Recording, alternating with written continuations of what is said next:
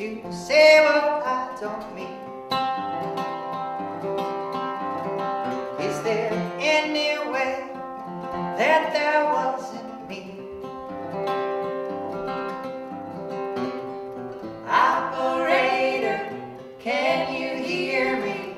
Can you please just come and take me farther than I am from here?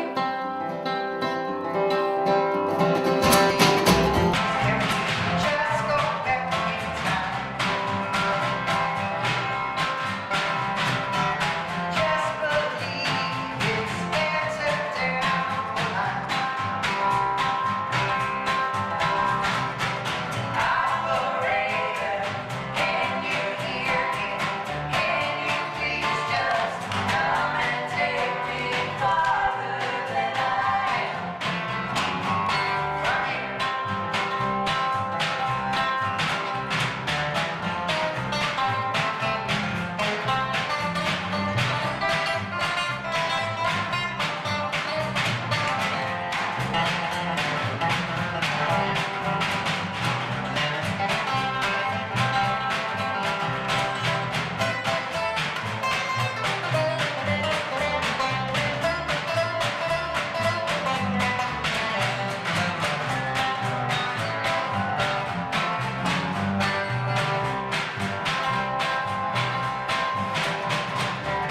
Take me back to just before. Out of in that spirit from the Lord.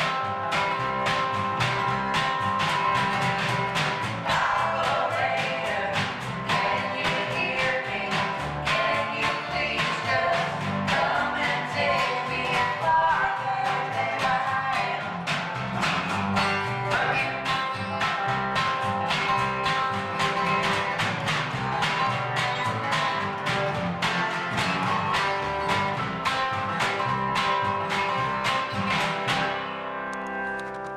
I'm Ralph DeFlorio, and welcoming our Stoll TV audience as well as our worldwide web audience.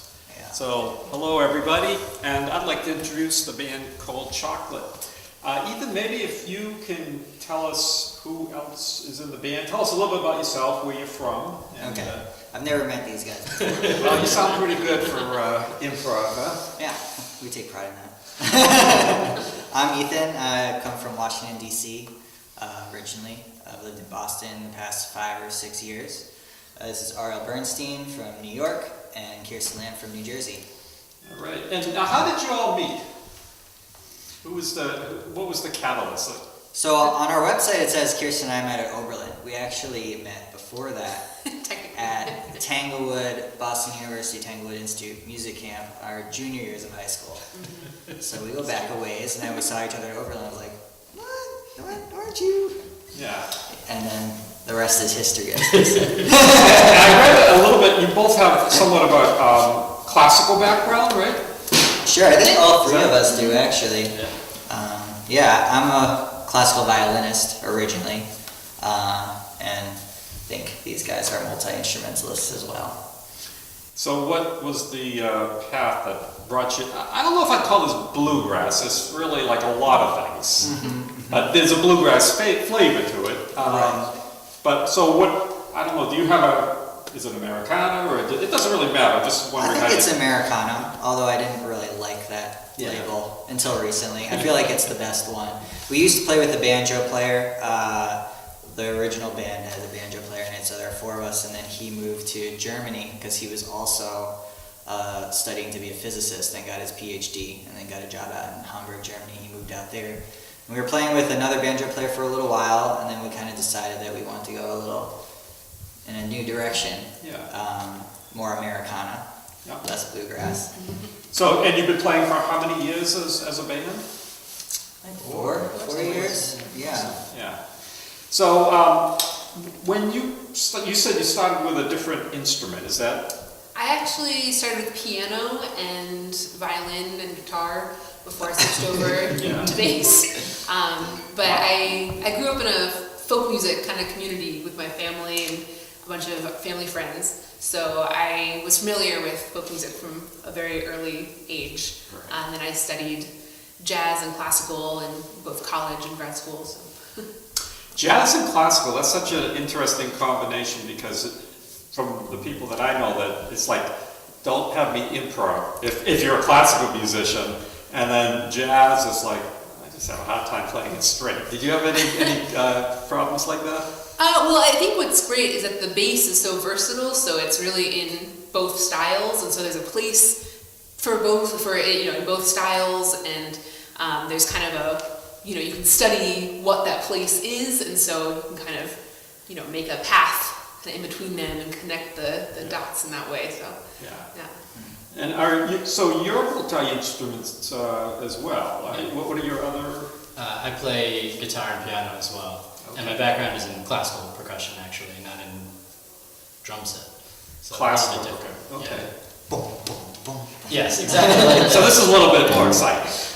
No. Just different. I love just classical music. All right, we're not asking you to put a value on it. Just different. Well, I get really interested when I talk to other musicians to understand about the road that you traveled down. And Ethan, I wanted to ask you. I was reading a little bit about you, and I saw that a little story about how your dad gave you these 5 CDs, and I looked at the list, and it was like a Bob Dylan, Bringing It On Back Home, John Hartford, there was a Hank Williams, and I think Grateful Dead maybe on the list. And I just said, wow, that's my stuff. So tell me a little bit how that shaped you. Well, it was my dad's stuff too, and I guess it's really what we listened to growing up, although until I was more, and about in high school I started really pursuing what I liked personally.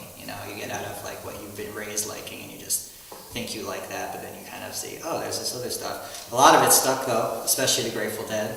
Yeah. Play a lot of Grateful Dead, big influence. I think that comes through in the music, that Americana aspect of the Dead, their songwriting style.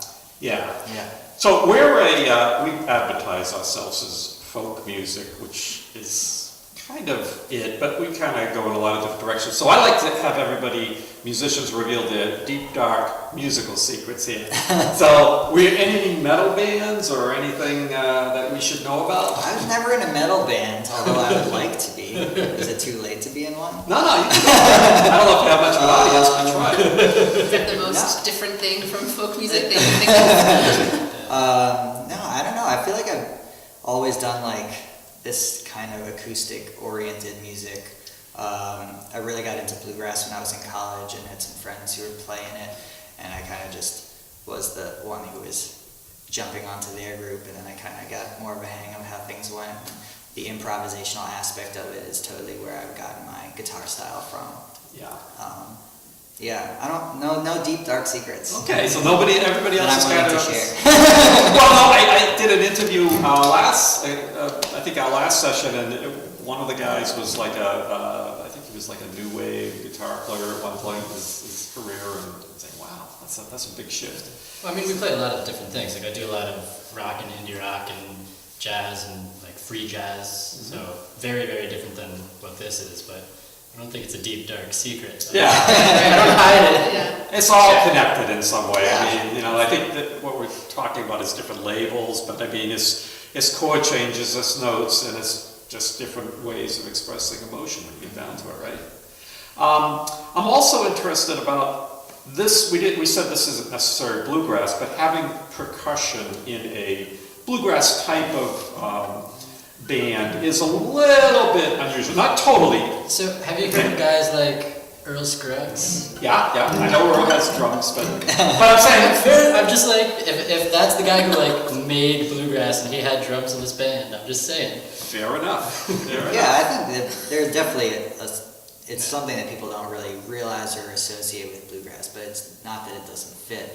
But I think that recently we kind of just have separated ourselves from the bluegrass label, which is definitely a good thing, because I think it was boxing us in a little bit, and we were always having to go to a venue and kind of be apologizing for not being bluegrass, It was a good way to describe us because of the banjo and just because of the feel of a lot of our original songs, but bluegrass has a very specific meaning to a lot of people, Yeah. and we weren't that. Yeah. So I think Americana is a much better label for us, and no one questions drums. That's it. And I think Ariel appreciates that, and I appreciate that too. I think it's awesome. I love hearing drums in this setting, so I think that's just Sure. fantastic. I wanted to ask a little bit about the creative process and writing. Do you all write, or how does the writing happen? For this band, it's Ethan who's writing the original songs, and he brings them to us, and we work on them and arrange them together. Yeah. Ethan's really the brains behind this operation.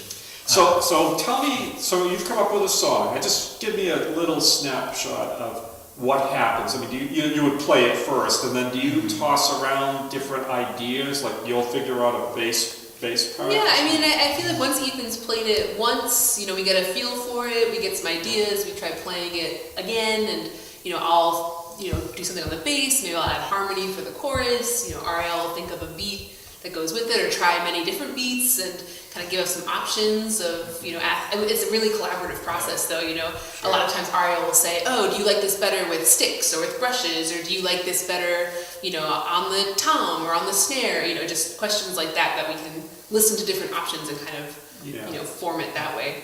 There's no ego getting in the way. It's like we're just trying to figure out what best serves the song.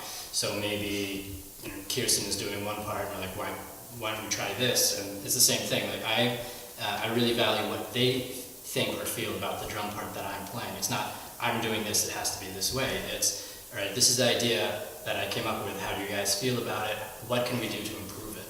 Yeah. And I think recently too, we've been going in a direction of trying to orchestrate things even more, which maybe even plays off of some classical background, but just some solo sections, instead of always having an improvised solo section, we'll have maybe some kind of duet between the guitar and the bass, or even if it still has improvisational elements, there'll be certain, there's certain lines that we want to make sure get in there, but then kind of in between the 2 points, we can choose how we're going to get there. And that's drawing on your roots, because that's the type of thing you've done before. And so do you ever get stuck, like where you're trying to get this arrangement together and you're getting close, but how do you get, I'm always curious how people get through that. There are some songs we're not going to play tonight. Yeah, I feel like That's a good one. But do they ever come back like a year later? Or, Yeah, there are songs that Yeah. come back and they become so old that they become new again. Yeah. But I think that a while ago I would bring songs when I was not as seasoned of a songwriter, and we just know right away that it wasn't going to work. And I think that happens less and less frequently now. And the songs we can I'm writing for this band now, and so they kind of fit a little bit easier, and the ideas and the arrangements, they kind of come pretty quick. Yeah. I think if a song wasn't going to work, we'd know it right away. Yeah. I mean, Ethan's writing songs for Kirsten to sing lead on, for example. He's not even just writing for his vocal, he's writing with Kirsten singing in mind. Okay. Do you ever change any of the lyrics, or? I guess I've changed a couple just here and there, but not necessarily huge. Yeah, but they seem to work for you. Yeah. Oh yeah, yeah. Yeah, like syllables and wording, but Yeah. not like. I feel like I think what I change more often than words is just maybe the phrasing or even the notes that I'm singing, just to kind of make it flow better with my voice, or just kind of figuring out how I want to be conveying the songs. Yeah. Good. Well, that's working it through and to feel like a comfort zone with it. Now, you've recorded as a band 2 CDs at this point. Maybe if you can tell our big audience here how they can, the ones that aren't here, of course, how they can get your CDs. It's all online. You can get it bandcamp.com or iTunes, or you can stream it on Spotify. Any place that has music online has But our music. if you go to our website, coldchocolatemusic.com, there's links for you to be able to purchase and find all the music there. So check out the website or go to our Facebook, which is... Cold Chocolate Music. There we go. Facebook.com/Cold Chocolate. He's trained you on that, hasn't he? I know it's the opposite. I don't know. I am one of the last people in the world that doesn't use Facebook, so I have to admit I don't know how to find it that way, except through our website, which is literally what I have to do. It's like a home. You just, this is where we go when in doubt. One last thing. So I heard you as a band are opening up with David Grisman, which is like I don't know if there's a Hall of Fame for bluegrass, but if there is, he's got to be in it. There is a Bluegrass Hall of Okay, Fame. It's okay. called the IBMA, the International Bluegrass Music Oh, right. Association. They have their own awards, and it's like a Hall of Fame. Yeah. And yeah, definitely, he'd be up there. He's one of the first people that I really ever heard play bluegrass when I was getting into the music.